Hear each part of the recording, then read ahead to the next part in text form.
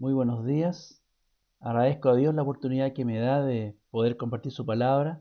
Realmente he estado muy entusiasmado porque esta bella historia, que era el himno que quería compartir con ustedes, pero no se pudo, sin embargo es de todos conocido, va a ser nuestro tema allá en la gloria, así dice parte de su letra. De manera que se hace muy necesario recontar esta historia. Me he topado con algunos textos bíblicos con los cuales poder también compartir en esta mañana de diciembre esta bella historia. Es la misma, la de siempre. Y sin embargo, estos textos no son muy usados para hablar de esto. No digo que no se hayan hecho nunca, pero intento yo profundizar en ellos y demorarme un poquito más en estos textos porque hay mucha información, hermanos, útil espiritual. Como bien mencioné, estamos en este mes de diciembre, ¿cierto? Y aquí en el hemisferio sur es tiempo de Navidad. Es una fecha que conmueve a todo el mundo, ¿no es cierto? Pero, hermanos, no siempre por las razones correctas. En la mayoría de los lugares, la Navidad es un pretexto para muchas cosas. No voy a hablar de aquello porque ya sabemos que no es el foco de este mundo el hablar de Cristo. Incluso nosotros muchas veces los cristianos igual nos dejamos llevar por el desenfreno, ¿cierto? Pero hermanos, lamentablemente cuando uno observa este orden de cosas en este tiempo que llamamos Navidad y que debiera afectar, conmover a todo el mundo llamado cristiano, sin embargo, hermanos, pareciera que la Navidad, fíjense lo que voy a decir, la Navidad no necesita a Jesús. Mire qué contradicción. Se basta así sola. Tiene sus luces, ¿no es cierto? Tiene su viejo pascuero, su cena navideña, ocasión para juntarse con la familia y algo que, hermanos, yo he tratado de describir qué es lo que la gente entiende por espíritu navideño. Bueno, tiene su espíritu navideño, pero sabemos que no es el espíritu navideño bíblico. Pero se basta, tiene todo lo que necesita, todo lo que humanamente se necesita. Una ocasión para todas estas cosas. Ya está montada. Así que no necesita a Jesús. A lo más le sirve como pretexto de una tarjeta navideña. Así que se prefiere a un niñito vulnerable, hermanos, dependiente. Prefieren tenerlo eternamente así. No quieren que hable, no quieren que exhorte, no quieren que traiga las verdades más grandes que podríamos nosotros esperar, como este mundo tan en tinieblas. Así que lo dejan ahí, en brazos de María eternamente. Esa es la razón por la cual se hace más necesario que nunca, hermanos, repetir una y otra vez esta maravillosa historia de la cual hablábamos. Y miren, una maravillosa historia, comillas, de la entrañable misericordia de nuestro Dios, con que nos visitó de lo alto la aurora. ¿Se acuerdan de estas palabras? Las dijo Zacarías, el papá de Juan el Bautista. Y a mí no me deja de asombrar, hermanos, cómo el Espíritu de Dios le dio a este hombre juntar dos cosas. Relacionar la venida del Mesías con la imagen de la aurora, que es el amanecer, el momento en que la luz del sol empieza a imponerse sobre las tinieblas. Es maravillosa la imagen, hermanos. Cristo es luz y describe esta visita de lo alto propiciada por Dios en la persona de su Hijo con la aurora. Fuimos visitados por la aurora, hermanos. Qué maravilloso esta expresión que el Espíritu le dio a este hombre.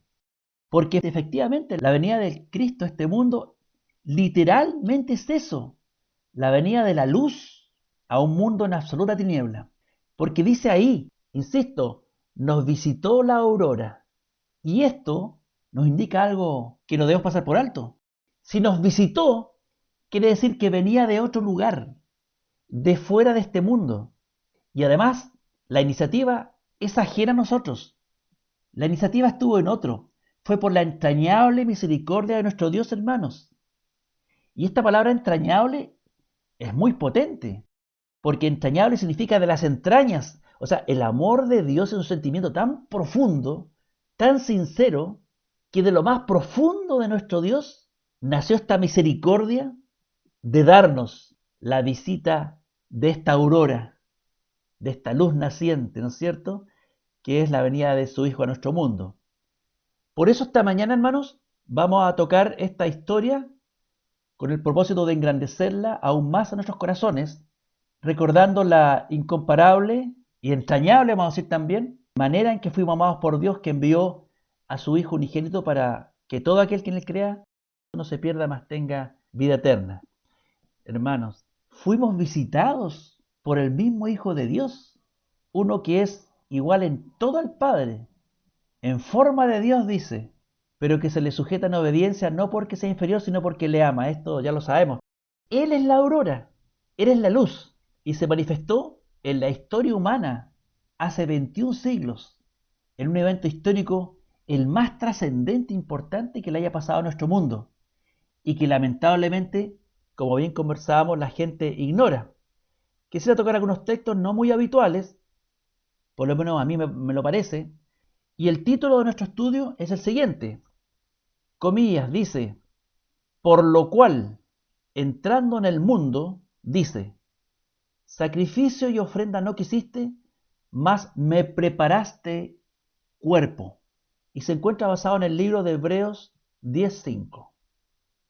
¿Qué podemos decir respecto a este texto que acabo de leer? Lo voy a repetir. Por lo cual, entrando en el mundo, dice, sacrificio y ofrenda no quisiste, mas me preparaste cuerpo. Lo primero, los cristianos tienen el privilegio de, por haber creído en el Hijo de Dios, Dios nos bautiza con su mismo espíritu, nos da su espíritu. Y ese espíritu, según Pablo, toma de lo profundo de Dios y nos lo da a conocer. En la Biblia, si somos agudos espiritualmente, hay varias conversaciones íntimas al interior de nuestra divinidad, ocurridas en otro plano, por así decirlo, en la eternidad, en el plano espiritual, entre el Padre y el Hijo, respecto a esta obra de redención que harían en el mundo que estaban por crear. Hay entonces estas conversaciones íntimas que, si no fuera por el Espíritu de Dios, jamás las conoceríamos, hermanos.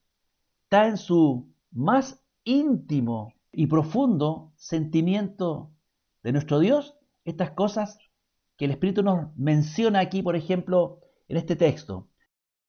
Ahora bien, de estas conversaciones que yo les decía anteriormente, hay muchas en la Escritura.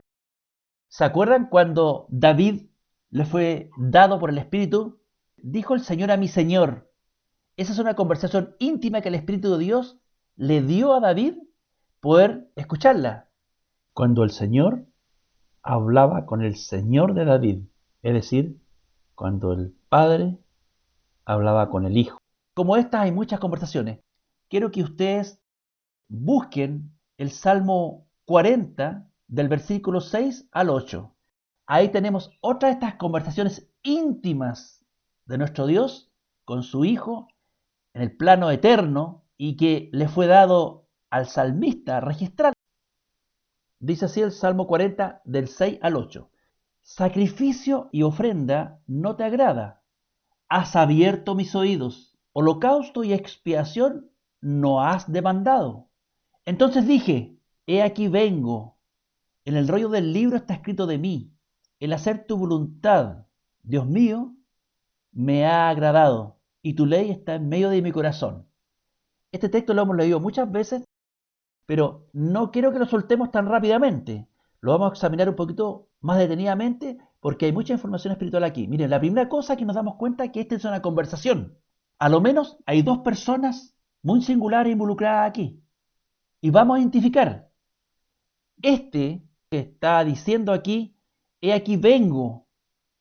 En el rollo del libro está escrito de mí. Es el Hijo de Dios que está hablando, ¿no es cierto?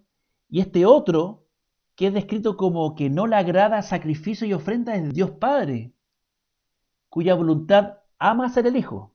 Es importante que vayan siguiendo esto porque está relacionado con el tema que nos hemos planteado. Qué privilegio poder tener esta conversación revelada por el Espíritu, porque de otra manera habría sido imposible. Jamás nos hubiéramos enterado de estas cosas, máximo cuando antes estamos ajenos a todas las cosas de Dios. Así que esta es palabra de Dios y tenemos que recibirla como tal, con toda solemnidad. Si ustedes se recuerdan, en Mateo 11:28, el Señor Jesús dijo lo siguiente, que nadie conoce al Padre sino el Hijo, y aquel a quien el Hijo lo quiera revelar. Pero ¿por qué cree usted que el Hijo conoce tanto al Padre? ¿Por qué Jesús está diciendo aquí que solamente el Hijo lo conoce y lo da a conocer a quien lo quiera revelar?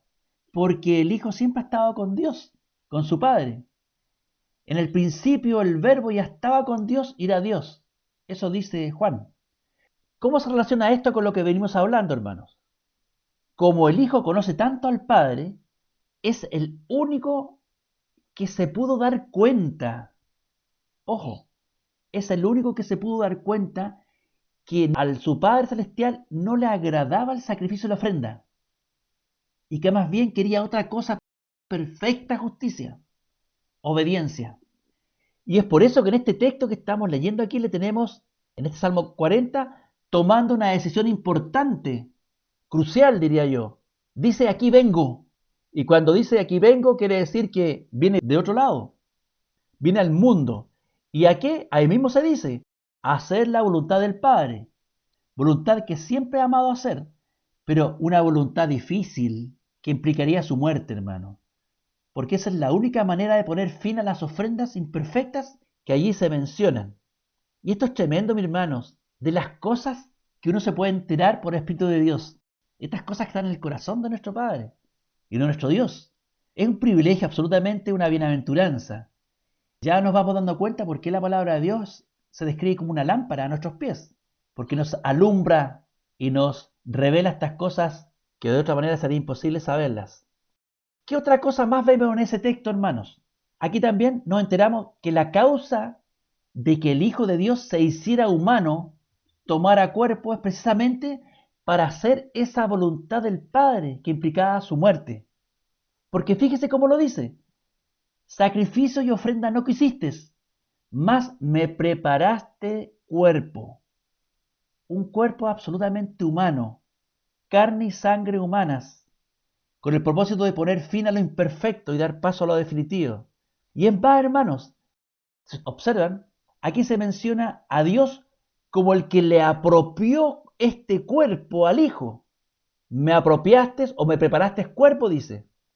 Esta tarea que el Padre le encomienda al Mesías no podía ser cumplida por medio de su cuerpo de gloria, en todo igual al Padre que siempre tuvo, porque su misión era morir.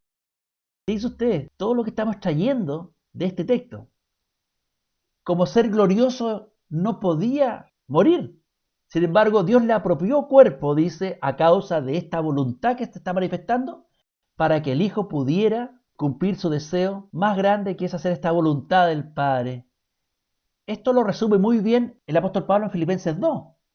Dice, Cristo Jesús, el cual siendo en forma de Dios, con su cuerpo glorioso, no estimó el ser igual a Dios, así de grande, como cosa que aferrarse, o sea, para escabullir el bulto. No se aferró a eso, sino que se despojó de sí mismo, de toda su gloria. Y no solamente eso, tomó forma de siervo, hecho semejante a los hombres. Aquí está, semejante a los hombres, con este cuerpo que Dios le preparó. Y estando en la condición de hombre, con ese cuerpo débil de carne y sangre, sacó adelante la voluntad del Padre, se humilló a sí mismo, haciéndose obediente hasta la muerte de cruz. Pablo, en 2 versículos, lo resume de manera magistral.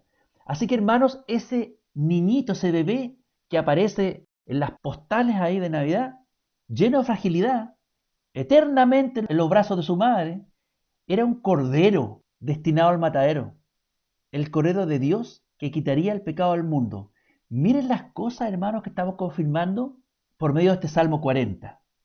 Ahora, hermanos, quiero que abran el libro de Hebreos en el capítulo 10, porque allí el escritor sagrado va a citar nuevamente este Salmo 40, pero ojo, le añade un encabezado para dar mayor claridad a este texto que va a introducir ahí el Salmo 40.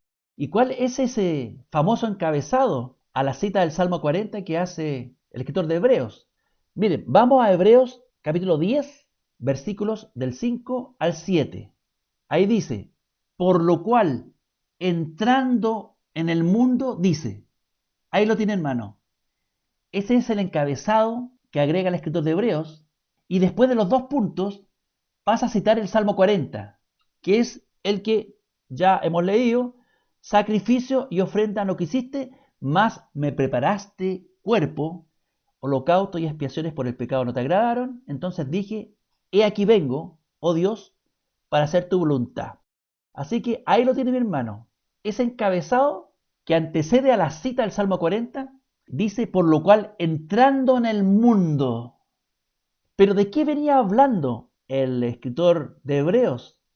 Un poquito más atrás nomás. Hebreos 10:4 dice: de que la sangre de los toros y de los machos cabríos no pueden quitar los pecados. Y cita el texto de Salmo 40. Es decir, precisamente los sacrificios y ofrendas y expiaciones y holocaustos que el Hijo de Dios se dio cuenta que a su Padre no le agradaban, y por causa de lo cual Él vino al mundo a ofrecerse como una ofrenda perfecta que acabara para siempre con todo aquello. Así que ese encabezado muy importante el que el Espíritu le dio al escritor de Hebreos, por lo cual entrando en el mundo, porque nos está diciendo que este texto del Salmo 40 se refiere al Hijo de Dios entrando al mundo, encarnándose. Que esto que David estaba hablando se refería al Hijo de Dios. Esto es muy importante. Jesús una vez dijo: no soy del mundo. Y por supuesto, no lo era, porque Él es espiritual, ¿no es cierto? Pero tuvo que ser introducido en el mundo. Y uso esta palabra con mucha intención por causa de un texto que vamos a leer adelante, que le da mucho énfasis a esto. Tuvo que ser introducido entonces a este mundo, y para ello tuvo que dejar su gloria, tal como había en Filipenses 2, una gloria igual a la del Padre. Y ya dijimos que le preparó un cuerpo para introducirlo a este mundo. Fíjense ustedes, no le dio un cuerpo de un animal, no le dio el cuerpo de un ángel, no, le dio un cuerpo de carne y sangre, porque el propósito era redimir a seres humanos. Él tomó la misma condición de los seres humanos, carne y sangre, absoluta y realmente humanas, hermanos. Estamos pintando un cuadro aquí de una historia de la Navidad, de lo dramático y trascendente que significa la Navidad, que tan tergiversada ha sido. Miren ustedes, vimos el Salmo 40, vimos Hebreos 10, y cómo se complementan, hermanos, para dar una comprensión perfecta de estas cosas. No nos podemos equivocar. Es el Hijo de Dios entrando al mundo a hacer estas cosas. No habla de David de sí mismo, sino del Hijo de Dios. ¿Qué tenemos hasta aquí, hermanos? En algún momento de la eternidad, y estando con Dios y siendo Dios en todo igual al Padre, Jesucristo se dio cuenta, eso recalco, se dio cuenta que a su Padre Celestial no le agradaban los sacrificios y la ofrenda introducidas temporalmente para que su pueblo sea perdonado. Porque no es un perdón definitivo, sino más bien un perdón que hay que estar pidiendo constantemente y por medio de cosas imperfectas: sangre de animales, sacerdotes humanos, un santuario terrenal, etcétera. Por eso no le agradaban a nuestro Dios los sacrificios y ofrendas que se pudieran ofrecer. Y de eso se da cuenta el Hijo de Dios, y por esa razón se ofrece a venir. He aquí vengo, para hacer la voluntad de su Padre, de la manera que lo estamos explicando aquí. No nos olvidemos, hermanos, de esto y valorémoslo. En esta bendita y desinteresada disposición del Hijo y en esta voluntad del Padre es que encontramos nuestra salvación. ¿Se da cuenta, hermanos, que esta es una ecuación perfecta? La desinteresada disposición del Hijo y la voluntad del Padre. Si una de estas falla, no hay salvación. Estaríamos en nuestros pecados todavía. Si el Hijo de Dios no se ofrece, no habría salvación. Y por otro lado, si se ofrece el Hijo pero el Padre no quiere, tampoco habría salvación. Así que estas dos cosas se conjugan maravillosamente para producir el resultado del cual nosotros nos gloriamos ahora, de que hemos sido cogidos en esta salvación por creer en Jesucristo, en su obra. Esta entrada del Hijo de Dios al mundo, de la que hablaba Hebreos, es lo que debemos tener presente, hermanos, cuando recordamos la Navidad. Cuando leemos en la Biblia este pesebre, es la entrada del Hijo de Dios al mundo. Me gusta decirlo porque son palabras bíblicas con las que explica esto. Son mejores que las que nosotros podríamos dar. es la entrada nada menos que del Hijo de Dios al mundo con un cuerpo que el Padre le preparó, lo introdujo, es el momento que lo está introduciendo al mundo. De eso se trata entonces este evento incomparable, un evento histórico. La eternidad por un lado, ¿cierto? Estas cosas eternas, ajenas absolutamente a nosotros, seres humanos imperfectos creados, se da la mano con nuestro breve paso por la historia por medio de Jesucristo. Ese es el nexo, ese es el camino, ese es el puente, el sumo pontífice, como decía también Hebreos. Esto no me deja asombrar, pero tenemos el tremendo privilegio, hermanos, de conocer las bambalinas, la trastienda, el backstage, como dicen muchos, de dónde se originó todo esto. El Espíritu Santo tomando de lo más profundo de Dios y dándolo a conocer para que nuestro gozo sea completo. ¿Se da cuenta, hermano? Qué tremendo. Y aún podemos decir otra cosa más, hermanos. Cuando aquí se dice que este Hijo de Dios entra al mundo, esto es algo obvio, pero lo voy a repetir por la implicancia que tiene. Cuando se dice que entra al mundo, es porque viene de fuera del mundo, de una realidad espiritual y eterna muy diferente, de otro plano, vamos a decir, porque nosotros somos del plano de lo creado. Pero sin embargo, esa realidad tan real como la nuestra, hermanos. Ahora mismo, en estos precisos momentos, en el plano espiritual, hay un Padre celestial, hay un Hijo en todo igual a Él y un buen Espíritu. En este exacto momento, hermanos, este es nuestro único verdadero Dios y están vivos ahora y lo han estado siempre. Ellos planifican, aman, tienen roles distintos, se sujetan al Padre porque le aman, no porque sean inferiores, y observan todo lo que pasa en nuestro mundo y actúan. Hermanos, no dejo de insistir esto, que la tierna escena del pesebre, que a todo enternece, realmente tiene un trasfondo muy dramático. Es el Hijo de Dios viniendo a este mundo con un cuerpo en todo igual a los seres humanos, pero sin pecado, para poder morir y con esa muerte acabar para siempre los sacrificios y las ofrendas imperfectas y obtener el perdón definitivo a todo aquel que se allegue por fe creyendo que Jesús de Nazaret es el Hijo de Dios venido al mundo para reconciliarnos con Dios. Y me recuerdo aquí de la hermana de Lázaro, dijo, yo creo que Jesús es el Hijo de Dios venido al mundo. Vamos a seguir avanzando, vamos a ir a otro texto. También se encuentra en Hebreos, ahora en el capítulo 1, el versículo 6. Y fíjese usted cómo se relaciona con lo que venimos hablando. Leo, y otra vez, cuando introduce al primogénito en el mundo, dice, adórenle todos los ángeles de Dios. Lo voy a repetir.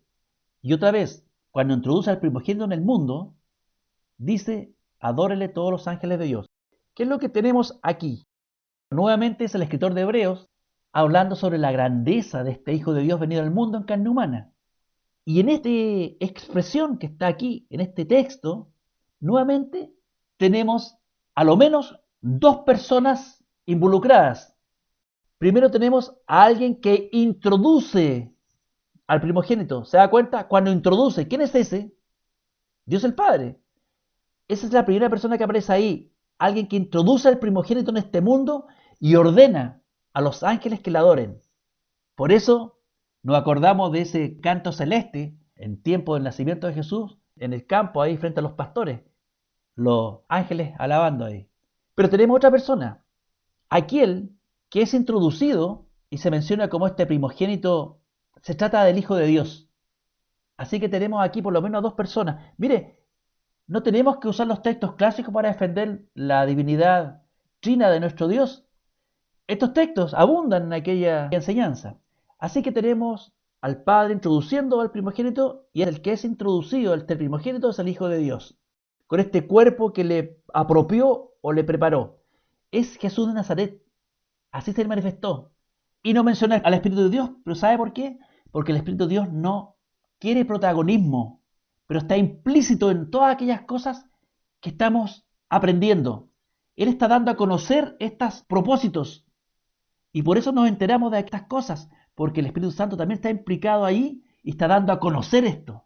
estos propósitos entre el Padre y el Hijo. Aprovecho de comentar aquí que me gusta mucho esta palabra introducir que aparece aquí en este texto que acabamos de leer. ¿Por qué? Porque subraya varias cosas, es muy sugerente. Nos da a entender que este Hijo de Dios viene de otra realidad, primero, porque viene de un lado y se introduce en otra realidad. Otra cosa, nos da a entender acerca de un propósito, porque aquí se muestra a Dios activamente buscando introducir a su Hijo en el mundo. Este es su propósito, este es su empeño. Siempre lo quiso. Incluso antes de crear todas las cosas, antes de crear el mundo, los seres humanos, etc. Eso es lo que quiso, introducir a su Hijo en este mundo. Y de eso principalmente trata el Antiguo Testamento. Dios buscando introducir a su primogénito al mundo para bien nuestro. Nosotros que hemos estado leyendo y repasando Génesis, hemos refrescado estas ideas, porque cuando leemos la historia sagrada en Génesis, ahí nos enteramos de cómo Dios lo promete en el Edén, cuando dice que la simiente de la mujer herirá la cabeza de la serpiente, ¿cierto? Ahí ya estaba buscando introducir a su hijo. Y luego, cuando le comunica este propósito a Abraham por medio de la promesa que le dio a él, menciona que fue evangelizado Abraham por medio de esa promesa. Bueno, esa promesa era justamente el propósito de introducir a este hijo en un momento determinado. Y luego, de los lomos de este patriarca, ¿cierto? Dios levanta un pueblo en cuya descendencia Dios introducirá a su hijo cuando llegue el momento. Y también se nos relata que junto con este empeño de Dios, el enemigo de nuestra salvación, el demonio, vez tras vez buscó evitar que esto sucediera, que este Hijo de Dios sea introducido. Sin embargo, no lo logró, porque igual el Hijo fue introducido en el mundo llegado el tiempo. El demonio atacó a su pueblo, atacó a las patriarcas, y pareciera que este propósito casi se acababa, casi se venía abajo, y sin embargo Dios lo sacaba siempre adelante. Y dice ustedes que no lo logró porque el Hijo fue introducido en el mundo con el cuerpo que Dios le preparó para bien de los que habían de ser herederos de salvación. Pero ahora el enemigo está empeñado en qué cosa? Ya no en evitar que sea introducido el Hijo de Dios, porque esto fue una victoria exitosa de parte del Padre y del Hijo, sino que está empeñado ahora en robar esta historia. Y vamos a decir que en lo externo pareciera que sus propósitos del enemigo fueran exitosos, porque ve un mundo absolutamente alejado de Dios y cada vez más impenitente, más impío.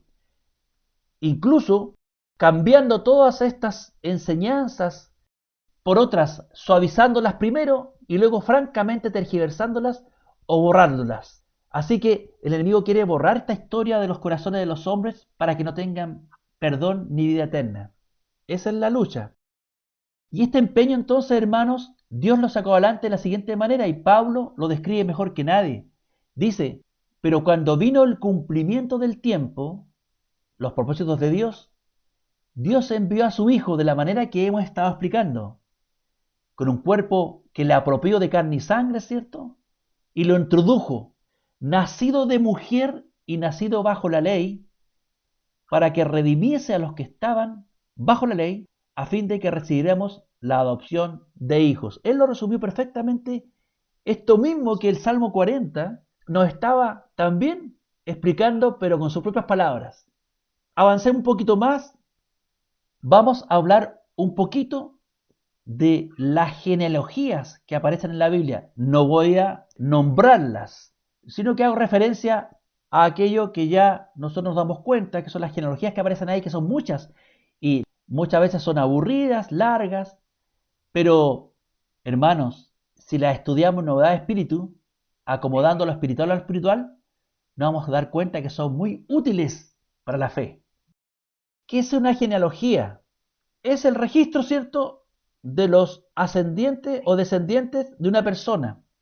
O sea, el árbol familiar, la línea sanguínea de donde proviene una persona. Y esto ocurre con los seres humanos y con las plantas y con los animales, o sea, con todos los seres que tienen vida. ¿Por qué? Porque todos tienen un origen y un final y dejan descendientes o hijos. Y esto es así para que no nos acabemos como especie y sigamos vivos en este mundo. Entonces, esto de la genealogía o tener el registro de dónde venimos o hacia dónde vamos Esto es de los seres vivos, vamos a decir, que estamos en este mundo que se deshace, que es pasajero. Este siglo, como dijo Jesús. Pero en el mundo venidero esto sabemos que no va a ser así, porque tendremos vida eterna, gloriosa en nosotros mismos, con un cuerpo glorioso y espiritual. Esa es la promesa que Jesús nos dio. Pero ¿qué relación tienen las genealogías con Jesús, el Hijo de Dios? En el contexto de las cosas que venimos hablando. ¿Por qué la Biblia tiene tantas genealogías? Por esto, hermanos, porque Dios planeaba introducir a su Hijo en la especie humana, como un verdadero ser humano, igual en todo, excepto el pecado. Por eso que tuvo una genealogía el Señor Jesús, siendo hombre, venido en carne, tuvo una genealogía igual. Dios le preparó un cuerpo. De otra manera, jamás el Hijo de Dios habría podido hacer la voluntad de su Padre, eso ya lo hemos dicho. Pero tenía que ser un cuerpo perfectamente humano para poder morir. Y como ser espiritual no podía haber expiado nuestra maldad. En otras palabras, las genealogías bíblicas tienen sentido únicamente por causa de este Hijo de Dios que el Padre estaba queriendo introducir en el mundo para nuestro bien. Por ejemplo, hay un texto en Lucas 2.1 dice, libro de la genealogía de Jesucristo, hijo de David, hijo de Abraham. Jesucristo hombre, hermanos, eso está diciendo. Es un verdadero hombre. Vino en verdadera sangre y carne humana. Y tiene también una genealogía. Es decir, el registro de estas genealogías relacionadas con Cristo es la manera que el Espíritu Santo tiene para decirnos que el Hijo de Dios fue realmente introducido en la especie humana, hermanos. Que efectivamente tomó carne y sangre. Y que incluso podemos rastrear sus antepasados humanos según la carne. ¿Qué quiere decir esto? Que no es una leyenda, no es un ser mítico, sino un verdadero ser humano en todo semejante a nosotros pero sin pecado, que podía morir. Así que estas genealogías de Jesús el Hijo de Dios demuestran que Dios efectivamente le preparó el cuerpo adecuado y lo introdujo en un pueblo humano concreto, en un tiempo concreto, en un país concreto, en un linaje concreto, para hacer su voluntad. Realmente fue el Cordero de Dios que quita el pecado del mundo. Y esto es realmente muy hermoso, hermanos, porque como que la gente tiende a ver todas estas cosas relacionadas con el Evangelio, con Jesucristo, como cosas etéreas, místicas, pero realmente tienen una realidad concreta. Y por eso me esfuerzo en tratar de subrayar estas palabras que nos dan precisamente un peso concreto de que estas cosas fueron hechas, se hicieron. Observemos una cosita más, hermanos. Y esto también es hermoso. Ojalá que pudieran ustedes captar la idea. La Escritura usa las genealogías de la misma manera que Juan el apóstol usa la expresión sangre y agua. Sangre y agua que salió del costado herido de Jesús. A eso me estoy refiriendo. Y de lo que él personalmente fue testigo. ¿Para qué? Esta manera de expresarse en la Escritura, tanto como genealogías en el Antiguo Testamento y luego el testimonio de Juan mediante esto que vio, es la constatación de que Cristo realmente tomó nuestra semejanza humana y murió verdadera muerte. Primero, en la genealogía lo acabamos de demostrar. Se puede rastrear la genealogía de Jesucristo siendo hombre. Fue introducido en forma exitosa en nuestra humanidad y por lo tanto pudo realizar la obra de expiación en un cuerpo de carne y sangre igual al nuestro, pero santo, nuestra salvación. Ese es el énfasis de la genealogía. Pero Juan está haciendo hincapié de que al morir salió sangre y agua. Y esto es lo que sale de un verdadero cadáver humano. ¿Qué está diciendo con esto? Que Jesucristo, el Hijo de Dios, venido en carne, murió efectivamente. Y eso es importante, hermanos. Porque si no se constata la muerte verdadera de Cristo, la expiación no se habría hecho. Estaríamos todavía en nuestros pecados. Por eso es importante defender que Jesucristo es venido en carne y que en estas fechas, hace 21 siglos atrás, Dios introdujo a su Hijo en la historia humana de la manera que lo acabamos de explicar para sacar adelante este propósito, de lo cual Juan da testimonio de que él vio que sangre y agua salió de su costado muerto, demostrándole a los verdugos romanos que no había más que hacer y estaba muerto. Se ha cumplido la condena en este hombre. Por eso, hermano, es tan grave negar que Jesús de Nazaret sea el Hijo de Dios venido al mundo. Yo siempre observo, no digo que sea malo, hermanos, pero creo que hay que dar un paso más todavía. Los apologistas buscan demostrar que Jesús es histórico. Y encuentro útil y bueno hacer eso, porque hay gente que cree que estas cosas no son reales. Por lo menos le da una instancia, un peso en la historia. Pero hermanos, todavía nos quedamos cortos con eso. Hay que demostrar que Jesús es el Hijo de Dios venido al mundo.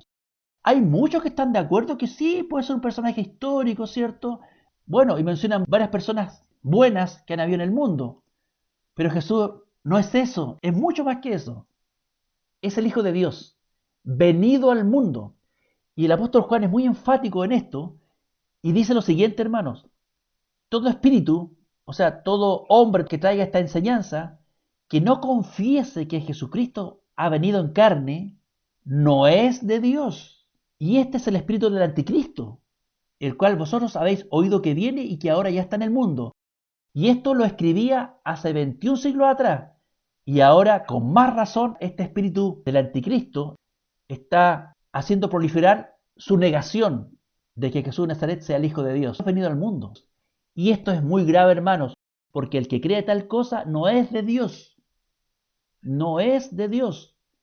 Y tiene el espíritu del anticristo, no el espíritu de Dios. Así que esto es grave, esto que vino hablando, ¿cierto? Y que surgió justamente de la imagen de Jesús de Nazaret, niñito, en ese pesebre, es más dramático, es muy importante lo que está pasando ahí, lo que Dios está haciendo ahí. Y ese es el peso que queremos darle en estas palabras. El mayor bien del ser humano es ser alcanzado por Dios y recibir su espíritu para que confesemos sinceramente que Jesús de Nazaret es el Hijo de Dios venido al mundo. En él Dios puso el perdón de pecados y la vida eterna. ¿Se dan cuenta? Pablo destacó algo muy importante y dijo, porque hay un solo Dios y un solo mediador entre Dios y los hombres, Jesucristo hombre. ¿Por qué dijo esto? Porque este se hizo carne, entró al mundo de la manera que estábamos explicando y realizó la obra que era la voluntad del Padre. Así que para eso Dios le preparó cuerpo a su Hijo. Para eso lo introdujo en el mundo cuando llegó el cumplimiento del tiempo. Como veo, hermanos, y aquí ya vamos derechamente cerrando, como vemos, Jesucristo es mucho, pero mucho más que una tarjeta de Navidad con la imagen de un niñito vulnerable. Insisto, en el mejor de los casos, porque ahora las tarjetas ni siquiera traen esa imagen, porque fue reemplazado o por el viejo Pascuelo o por los colores de la Coca-Cola. Además, y esto lo he escuchado tantas veces, hermanos, la Navidad es para los niños. No, no es para los niños, como muchos dicen. Es trascendental para todo ser humano. Un niño nos fue dado, hermanos. Y Dios se dio el empeño de introducirlo de esta manera al mundo y exitosamente cumplió la labor y la voluntad del Padre. La sacó adelante exitosamente. Él, Jesús, es la aurora con que la entrañable misericordia de nuestro Dios nos visitó un día, hace 21 siglos atrás, en este evento histórico que es nuestra mayor alegría. Y nosotros, por causa de la impiedad del mundo, por las tinieblas de ignorancia que están, nosotros somos los encargados de seguir contando esta historia, bella, a un mundo cada vez más alejado de Dios. Así que hermanos, espero que hayan podido entender el énfasis que quise dar esta mañana a esta bendita historia, recalcando estos textos que a mí me han asombrado mucho por la manera en que expresa estas cosas. Estamos acostumbrados quizás a Pablo o a los profetas como lo anuncian, pero aquí el escritor de Hebreos también lo anuncia de una manera magistral y en completa armonía con el resto de los hombres inspirados que el Espíritu Santo levantó para propagar esta historia y registrarla de la manera en que quedó en su escritura. Así que hermanos, yo con esto me despido. Es una ocasión propicia para hablar estas cosas, pero no debemos recordarnos siempre en Navidad. De hecho, nosotros lo estamos haciendo siempre. Y esto es lo que no entiende el mundo, porque ¿cómo podemos estar hablando de cosas fuera de cierto tiempo, según ellos? Estos márgenes, estos marcos que ponen. Pero esta historia es atemporal. Siempre es buen tiempo para recontarla. Y yo le pido nomás a nuestro buen Dios que nos bendiga a todos nosotros y nos conceda ir creciendo cada día más en el conocimiento de la grandeza de su Hijo, por medio del cual hizo posible todas las cosas, a fin que nos hagamos expertos en contar esta tan bella y necesaria historia que nos trae una esperanza incomparable de gloria junto a nuestro querido Dios y a su Hijo. Yo lo dejo hasta aquí. Gracias al Señor por esta oportunidad que me da y espero que estos textos puedan seguirlos repasando, hermanos, porque traen mucha sustancia y son muy útiles para aprender a trazar esta historia de la manera que debe ser trazada. Muchas gracias, hermanos, y que Dios los bendiga. Amén. Tenemos que tener siempre estas palabras escuchándolas porque dice la fe viene por el oír la palabra de Dios. Pastor, ¿algún comentario al que dice el hermano Alex? Sí, es maravilloso poder comprender hasta donde Dios nos ha revelado las cosas en cuanto a la necesidad de la manifestación de Jesucristo. Dice, por ejemplo, en Hebreos 10, verso 8, dice, sacrificio y presentes y holocaustos y expiaciones por el pecado no quisiste. Jesús vino a poner fin a ese tipo de sacrificios. Ni te agradaron, las cuales cosas se ofrecen según la ley. Incluso cuando la palabra de Dios del Antiguo Testamento pedía el sacrificio del animalito por el pecado del pecador, las cuales cosas se ofrecen según la ley, estaban normadas por lo que dice la ley del Antiguo Testamento. Entonces dijo, heme aquí para que haga, oh Dios, tu voluntad. Quítalo primero, estos sacrificios y holocaustos, para establecer lo postrero. Los sacrificios de animales quedan obsoletos, porque dice aquí en el verso 9 al final, quítalo primero para establecer lo postrero, en la cual voluntad somos santificados por la ofrenda del cuerpo de Cristo, crucificado, hecha una sola vez. Así que aquí claramente está diciendo que su sacrificio vino a ocupar el lugar de los antiguos sacrificios que quedaron obsoletos con el sacrificio de Cristo, y él con su muerte expió para siempre todos nuestros pecados. Nosotros no estamos pidiendo perdón por un Cristo que continuamente muere cada día. Él murió una sola vez, solamente que su sacrificio fue suficiente para cubrir todos los pecados de la humanidad a todos los que Dios le ha dado fe para creer al Evangelio. En el verso 11 a continuación también dice, así que todo sacerdote se presenta cada día ministrando las ofrendas, ofreciendo muchas veces los mismos sacrificios que nunca pueden quitar los pecados. Entonces, todos los sacrificios de animales eran sacrificios que nunca quitaban los pecados y en el fondo todos los pecados que se confesaron sobre estos animalitos, en el fondo quien lo iba a expiar era el Señor Jesucristo. Y aquí lo está diciendo claramente. Verso 12, pero refiriéndose a Jesucristo, habiendo ofrecido por los pecados un solo sacrificio, para siempre está sentado a la diestra de Dios. O sea, la expiación de los pecados de la humanidad ha sido concluida. Jesucristo se sentó a la diestra. Él no tiene que volver a morir, ya murió una sola vez por los pecados del mundo y quedaron perdonados los de aquellos que han creído al anuncio de la buena nueva de que Él vino a morir por nuestros pecados. Esperando lo que resta, dice que sus enemigos se han puesto por detrás de sus pies. Y terminando mi intervención, Hebreos 12:14 dice, así que así que es una conclusión. Creo que también esto se vio en el estudio. Muy bueno. Así que por cuanto los hijos participaron de carne y sangre, o sea, ¿por qué nacimos nosotros carne y sangre? ¿Qué habría previsto Dios para nosotros? ¿La carne y la sangre o la gloria eterna? La gloria eterna solamente que vinimos en un cuerpo que iba a ser servido de sacrificio representado en la muerte de Cristo. Así que todo lo previó Dios, o sea, nosotros estábamos destinados a la gloria de Dios. Solamente que Dios, previendo esto, nos hizo nacer de carne y sangre para que pudiéramos ser redimibles por la ofrenda de Cristo.